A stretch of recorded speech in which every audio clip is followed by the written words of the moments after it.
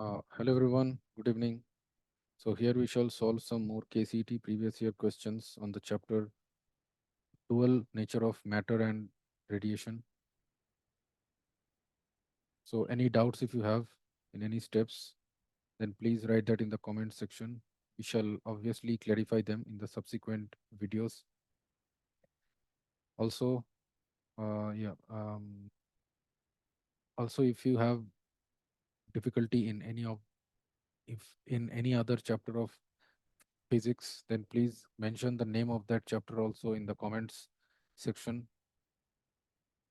so that we can give more priority on it and solve more and more questions on that chapter. Also, some important homework questions based on the previous year KCET exam will be uploaded in the Sapience Education application. So please install our Sapience Education application, whose link has been provided in the description. So here it is told that the electromagnetic theory of light failed to explain. So it failed to explain the photoelectric effect. Failed to explain the photoelectric effect. So option 4 is the correct answer. Since why interference, diffraction, and polarization, these can be explained by the wave theory of light only.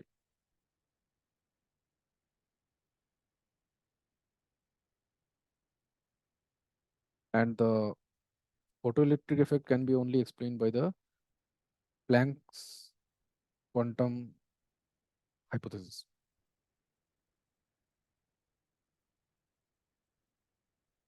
Threshold wavelength for photoelectric emission for a metal surface is 5200 angstrom. So threshold wavelength, that is 5200 angstrom. Photoelectrons will be emitted when this surface is illuminated with monochromatic radiation. So we know that if the wavelength, if the uh, wa- wavelength of the photon is less than the threshold frequency, then only photoelectrons will be emitted. Then only photoelectrons will be emitted.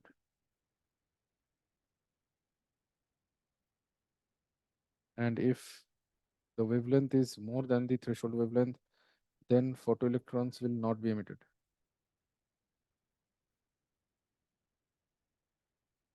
Photoelectrons will not be emitted.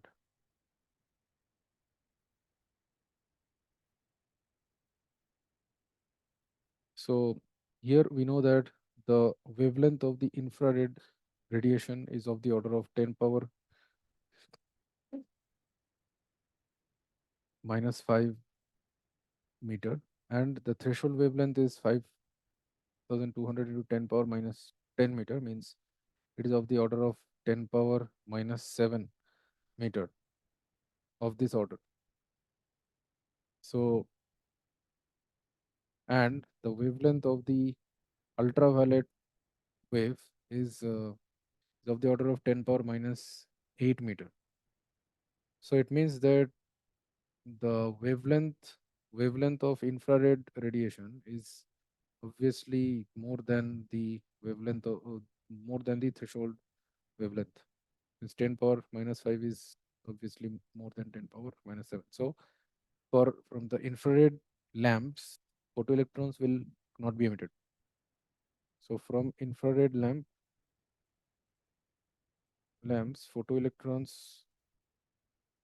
photoelectrons will not be emitted. But in the case of ultraviolet rays, the wavelength of ultraviolet rays is obviously less than the threshold wavelength. So photoelectrons will be emitted only from the ultraviolet lamp. So option 4 is the correct answer. The energy that should be added to an electron to reduce its de Broglie wavelength from 1 nanometer to 0.5 nanometer is. So we know that the de Broglie wavelength is given as h by p, where h is the Planck's constant and p is the linear momentum of the electron. So that can be written as h by root over 2m times into kinetic energy. Since y p square equals to p square by p square by 2m equals to kinetic energy. So p square is 2m into kinetic energy. So now the initial value of the wavelength, initial value of de Broglie wavelength was 1 nanometer, and the final value of the de Broglie wavelength, that is 0.5 nanometer. So now, therefore, we can see that lambda with de Broglie wavelength is inversely proportional to square root of the kinetic energy. Since the mass of the electron will remain constant and h of Planck's constant will always remain constant. So therefore, we can say that lambda final by lambda initial, that will be equal to square root of initial kinetic energy by final kinetic energy.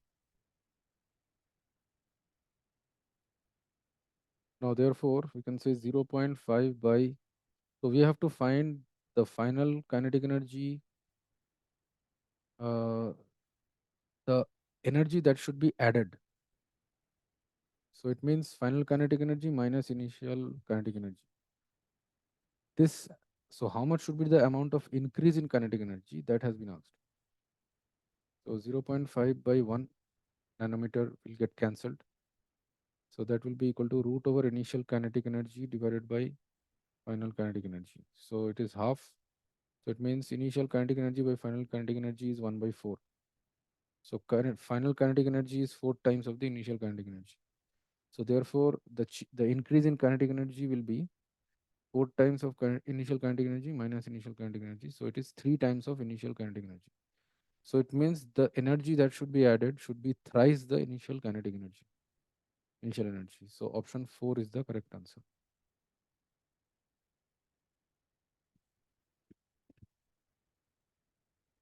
Then here it is told, from the figure describing photoelectric effect, we may infer correctly that, so here we know that according to the Einstein's photoelectric effect, E into V naught, where V naught is the stopping voltage, Vs I can tell, E Vs, that is equals to um, H nu minus phi.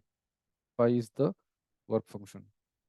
So stopping voltage, that or stopping potential, that is equals to H by E times nu minus phi naught by E. Phi naught is called the work function of the metal. So here, therefore, you can see, so this stopping voltage, the stopping potential, we can also say E times the stopping potential, that is the maximum kinetic energy, also you can say. So therefore, the maximum kinetic energy, that is equal to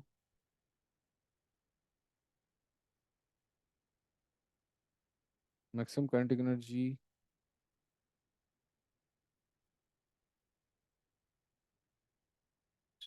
so that is also equal to h nu minus phi naught. So it is linearly depending on the frequency for of both the metals. And sodium and aluminum both have the same threshold frequency, which is wrong. Since why here we can see that when the stopping voltage is 0, then the frequency, that is equals to phi naught by h.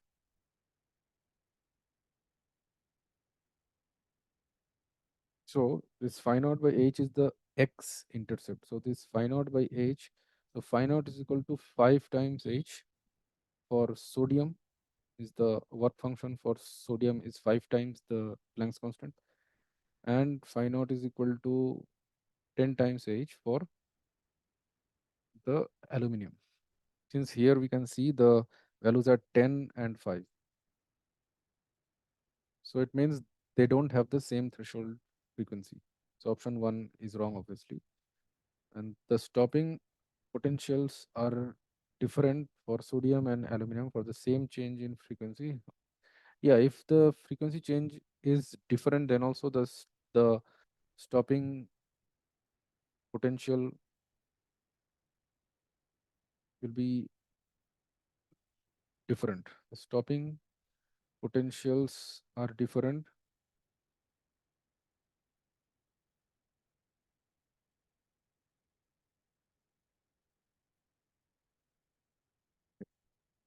So, and aluminum is a better photosensitive material than sodium.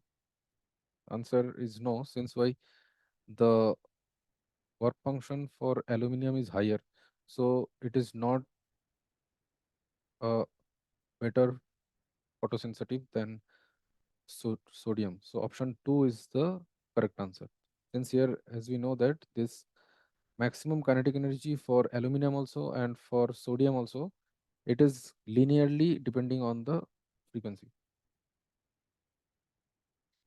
Then here it is told the the physical quantity having the same dimensions as Planck's constant. So we know that h nu equals to energy of the photon. So h will be equal to E by nu.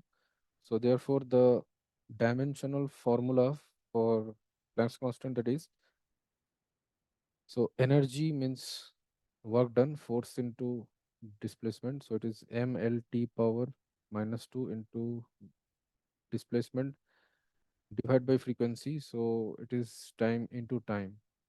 So that is ml square t power minus 1. T power minus 1. So now for angular momentum, the for angular momentum,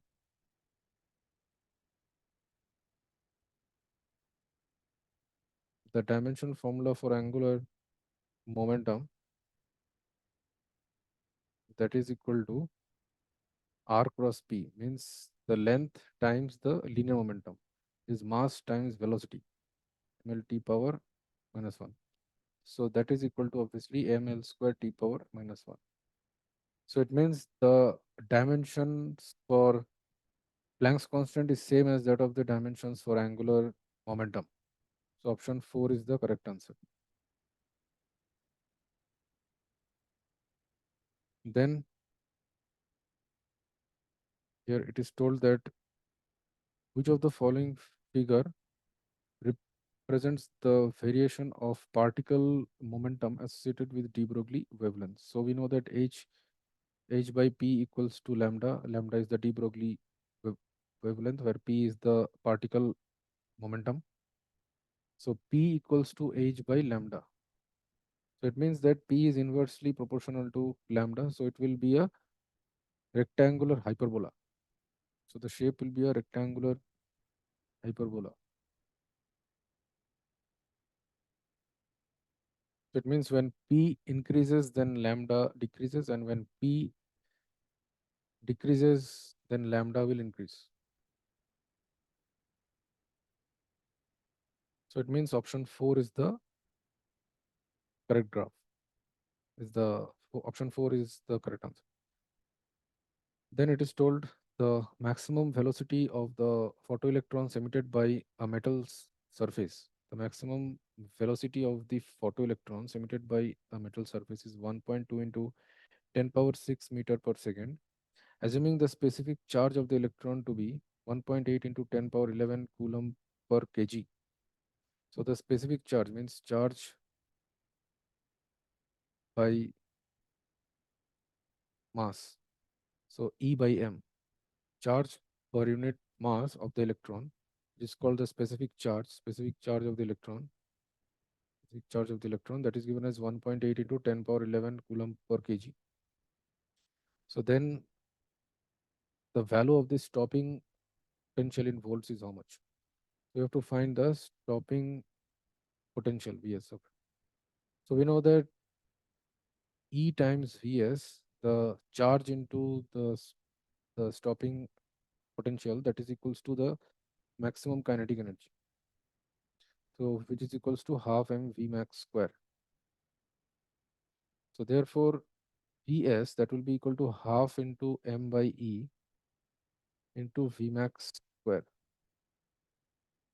the maximum velocity square. Okay, so this will be equal to half, so V max square by 2 times E by m, where E by m is the specific charge which has been told.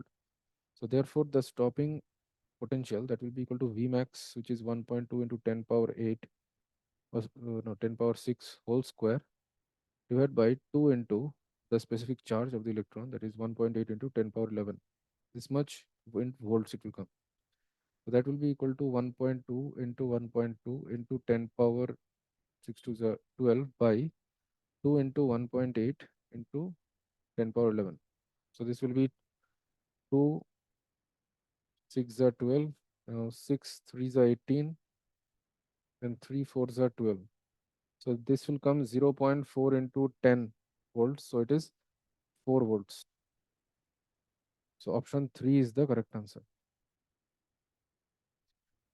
Then here it is told when deuterium and helium are subjected to an accelerating field simultaneously, then what will happen? So deuterium and helium. Deuterium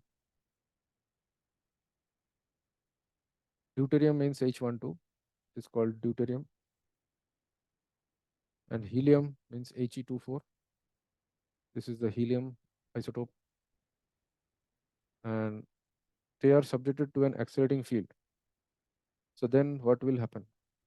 So so it means here it is told the electric field is the same. The electric field means the accelerating field is the same only.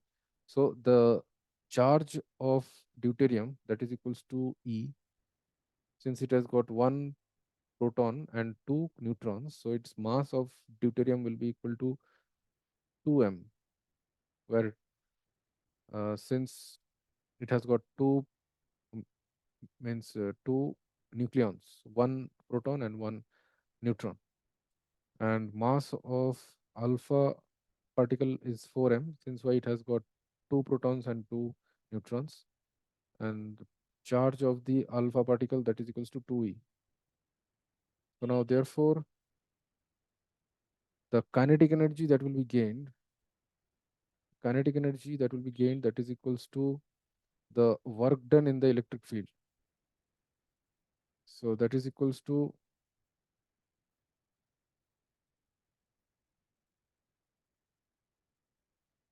so we have to find out. So the kinetic energy will be equal to QE, force into displacement.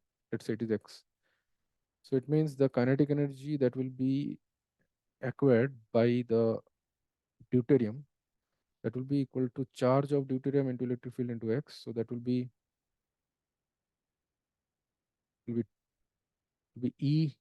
EEX, and the kinetic energy which is gained by the alpha particle, that will be equal to charge of the alpha particles times E into X, that is equals to 2E into X. So it means they both do not acquire the same kinetic energy. The kinetic energy gained by alpha particle is twice of the kinetic energy gained by the deuterium in the same accelerating field. Now the acceleration gained by the deuterium, that will be equal to the force which is charge of deuterium times the electric field, the force per unit mass of the deuterium. So that will be E by 2m. And the acceleration gained by the alpha particle, that will be equal to charge of alpha particle times the electric field divided by the mass of the alpha particle. So that will be equal to 2E by 4m. So that will be also equal to EE by 2m. So it means their acceleration will be the same.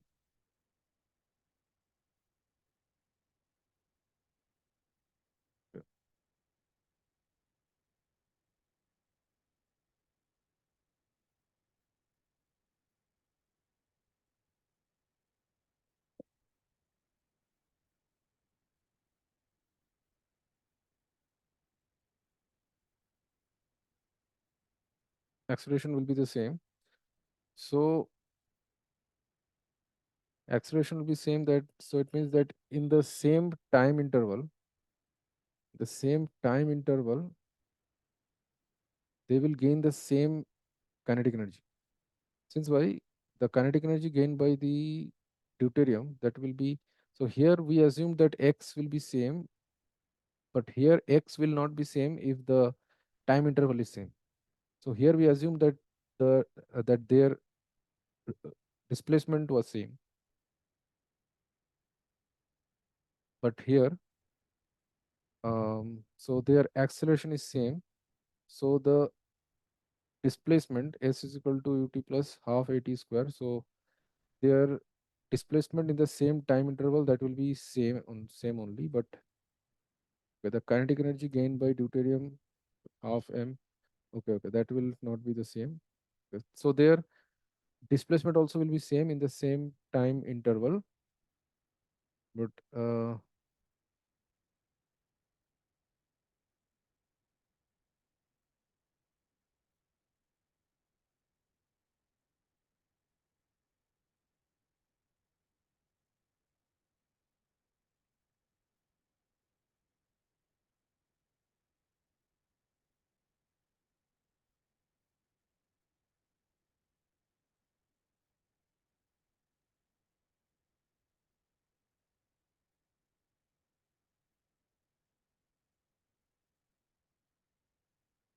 so they both gain the same acceleration. So it means that none of the options are correct. Since the kinetic energy gained by deuterium will come half into mass of deuterium into v square velocity deuterium square. So velocity also will be attained same only in the same time. Since why their acceleration is same, v is equal to u plus at. So a into t will be same. So v also will be same. So kinetic energy is directly proportional to their masses. Since v will be the same, the velocity attained will be the same. So since the mass of helium is twice of the mass of deuterium, so the kinetic energy of alpha particle, that will be also twice of the kinetic energy of deuterium. So here it means that none of the options are correct. So since the correct answer should be that they both gain the same acceleration. They both gain same acceleration.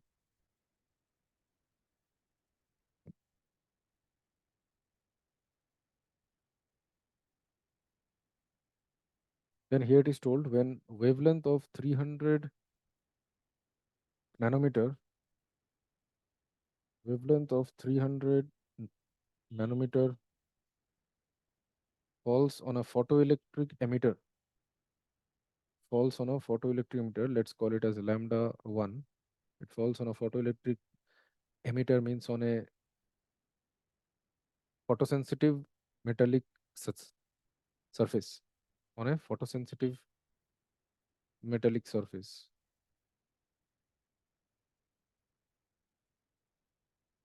So then photoelectrons are liberated. And then in another photosensitive metallic surface, if a wavelength lambda 2 of 600 nanometer falls on it, then photoelectrons are liberated from it. The ratio of the work functions of the two emitters. So let's say the work function of the first emitter is phi 1 and the work function of the second emitter is phi 2. So therefore phi 1 will be equal to hc by lambda 1 and phi 2 will be equal to hc by lambda 2. Since here lambda 1 and lambda 2, these are the threshold wavelengths of these two photosensitive emitters. These are the threshold wavelengths of these two emitters. So therefore phi 1 that will be equal to hc as you know,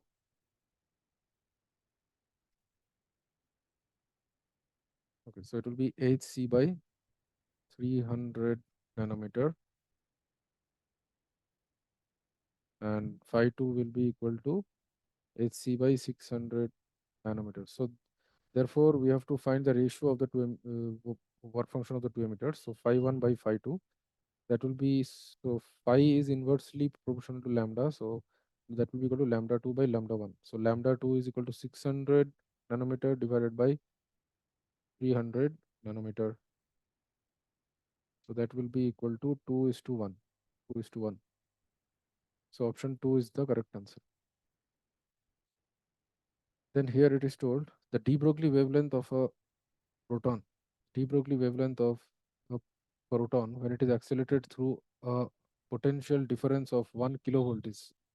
So that will be equal to h by root over 2m into uh, 2m into the kinetic energy. So the kinetic energy gain that will be equal to q times v, e times v.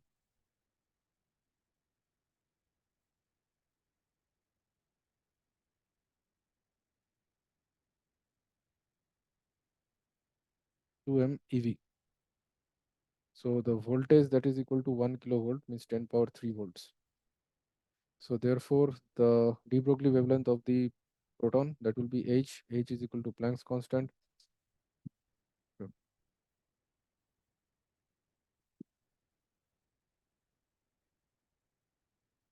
6.6. Sorry, is 6.626 into 10 power minus 34 joule second divided by root over 2 into m is 1.6 into 10 power minus 27 kg into charge that is 1.6 into 10 power minus 19 into v. V is equal to 10 power 3 volts. So this will be equal to 6.626 into 10 power minus 34 divided by this will be root over 2 into 1.6 that will come out into root over 10 power. This is minus 24 plus 19. Okay, 24 plus 19 that is equal to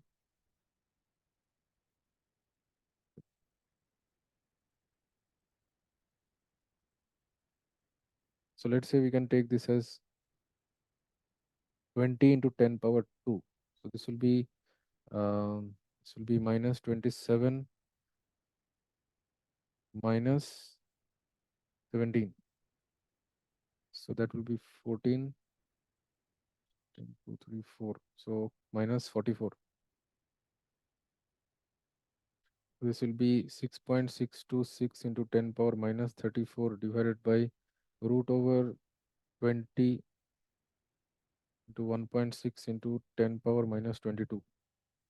So this will be approximately, so 64 is 64. So this one you can cancel with approximately 4. 4 by root 20 I can write it 2 root 5. So 2 to the 4. So 2 by root 5 into 10 power minus 34 plus 22 that is minus 12 meter. So this will be root 5 is 2.236. So it is approximately 0.9 to 10 power minus 12 meter.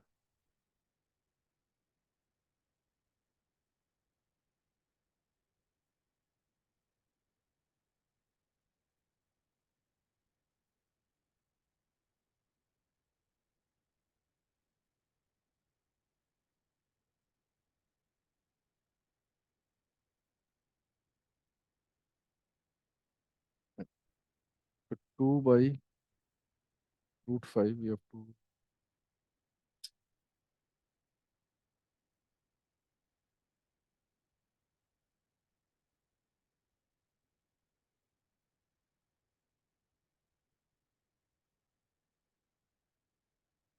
so it will be option 3. Option 3 is the correct answer. Then here it is told A and B are two metals with threshold frequencies. Two metals are there with their threshold frequencies means that is equal. One is threshold frequency for the first one. Let's call it as new one, new one, new one not suppose new not one, new not one.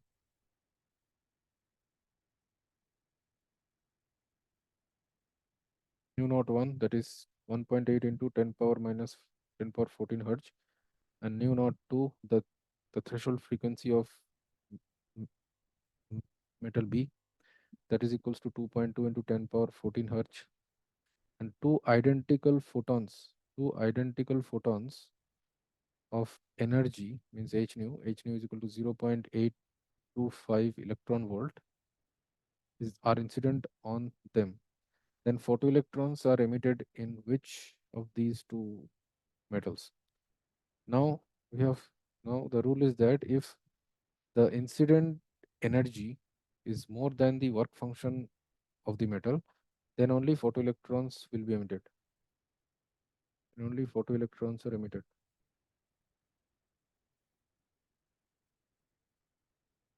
Okay. Then only photoelectrons are emitted from the metal surface. Now here the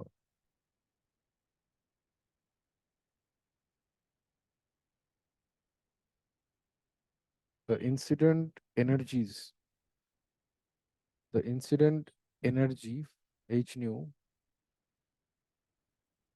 is here, h nu is 0.825 electron volt obviously, and phi naught 1 means the work function of the first metal A, work function of the metal A, suppose.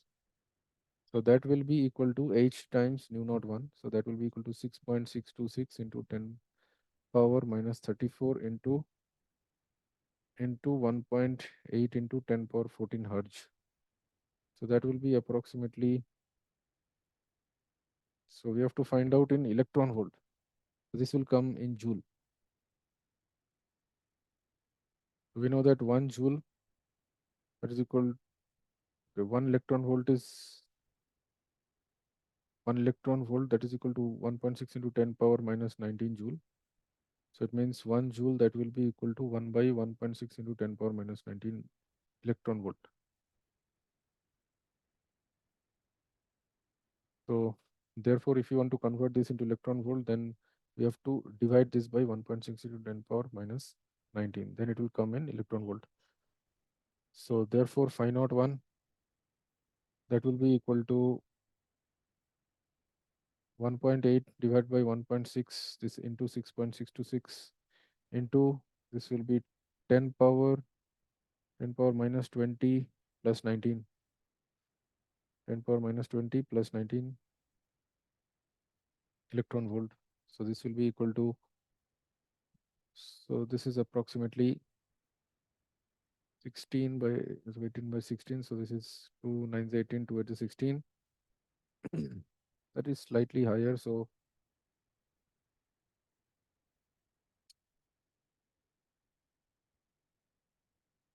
6.626 into 9 by 8. So it is 7.4 approx, 7.45 into 10 power minus 1 electron volts. So it is approximately 0.745 electron volt. 0.745 electron volt. So which is obviously less. So therefore h nu, that is more than phi naught 1, since h nu is 0.825. So photoelectrons are emitted from metal A. Photoelectrons will be emitted. Electrons will be emitted from the metal A. And then the work function for metal B, that will be equal to, work function for metal B, that will be equal to,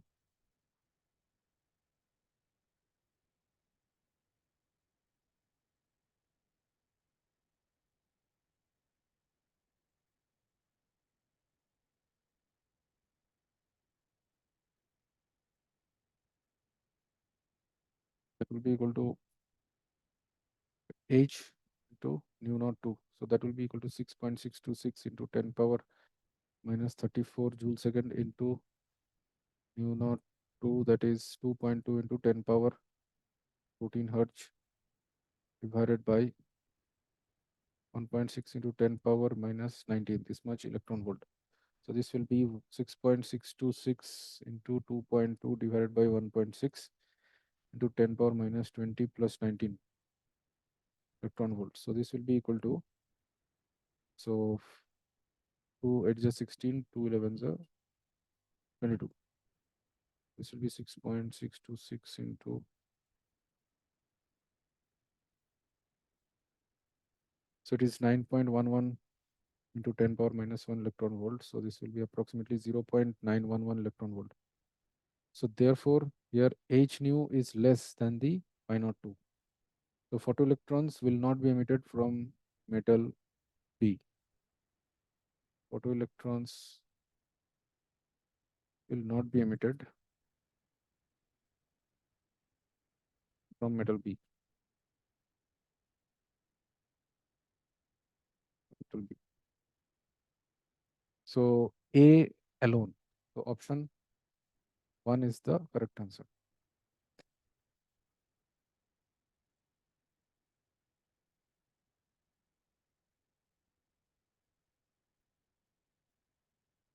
Then here it is told which of the following graphs represents the variation of maximum kinetic energy EK of the emitted electrons with frequency nu in photoelectric effect correctly. We know that the maximum kinetic energy, that is equals to h nu minus pi naught. Pi naught, or I can say that this is h nu naught. H nu naught. H nu naught, where nu naught is the threshold frequency and h nu naught is called the work function, pi naught, the work function of the metal. So therefore we can write ek, that is equals to h into nu minus nu naught. Nu minus nu naught. So therefore when the kinetic energy is 0, then it means then the frequency will be equal to the threshold frequency, and there is a positive slope also, and it means the y-intercept is negative, the x-intercept is positive. So it means option 4 is the correct graph, which should be like this.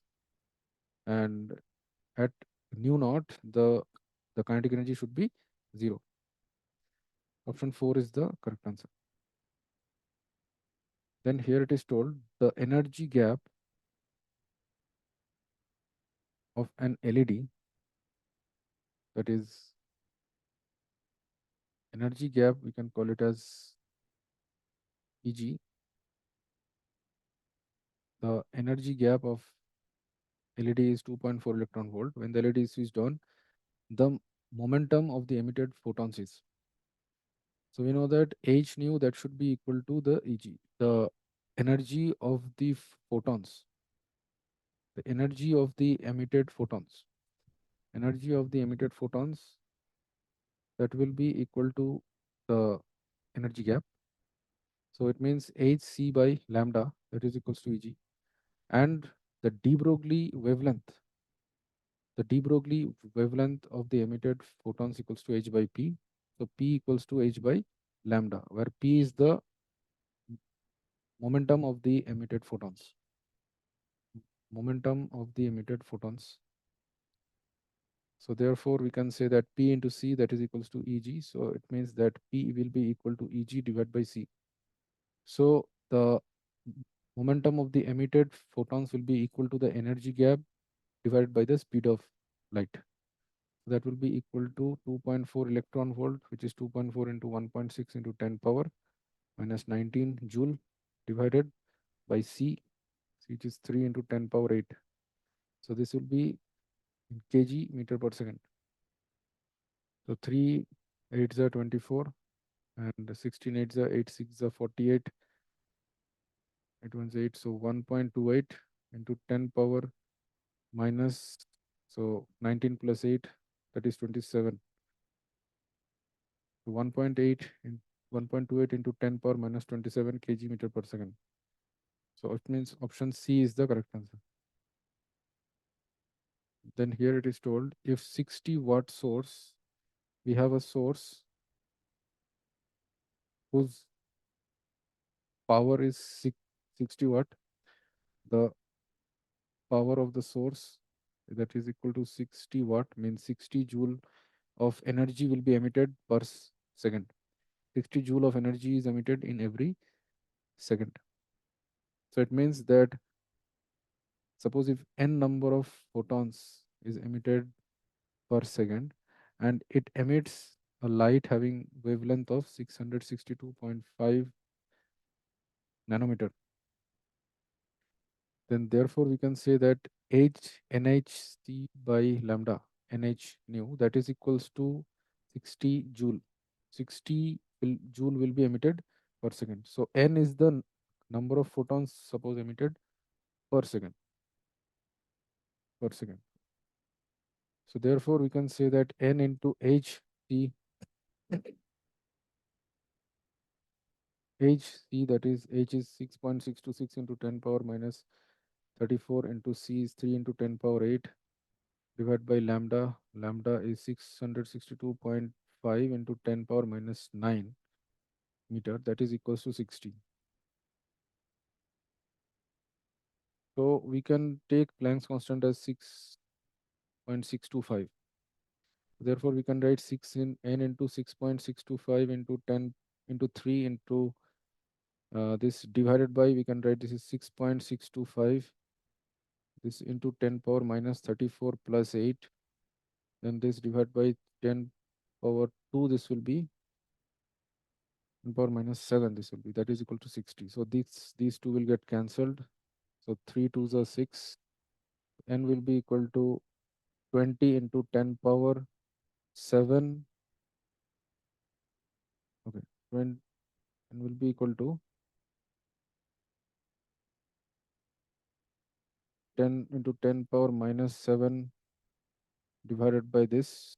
So plus 34 minus 8.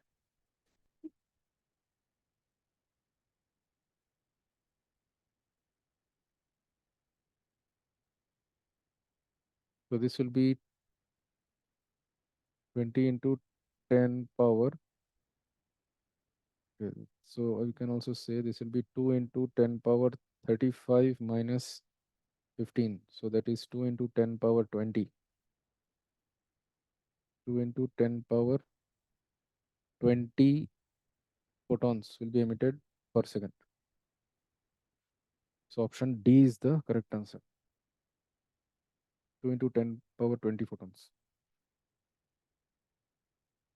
Then here it is told, in an experiment to study photoelectric effect, the observed variation of stopping potential V naught with frequency of incident radiation is shown in the figure. The slope and y-intercept are respectively. So V naught, as we know that E V naught, that is equals to h nu minus h nu naught, where nu naught is the threshold frequency and nu is the frequency of incident radiation and V naught is the stopping potential. V naught is stopping potential. Nu is the incident, the frequency of incident radiation, frequency of incident radiation, and nu naught is called the threshold frequency of the metal, threshold frequency of the metal. Therefore, V naught, we can say this will be equal to h by e times h by e times nu minus h by e times nu naught. So now, therefore, we need the y-intercept.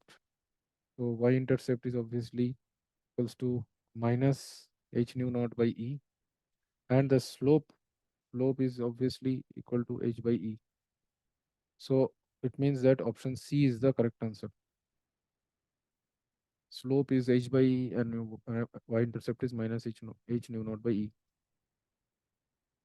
So hope all of you have understood the solutions of all these questions based on the previous year KCET exam on the chapter dual nature of matter and radiation.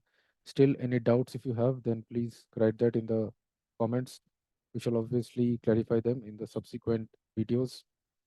Also, please install our Sapience education application where we shall upload some important questions based on the previous year KCET exam, which shall be obviously helpful for your exam. So thank you everyone. Bye.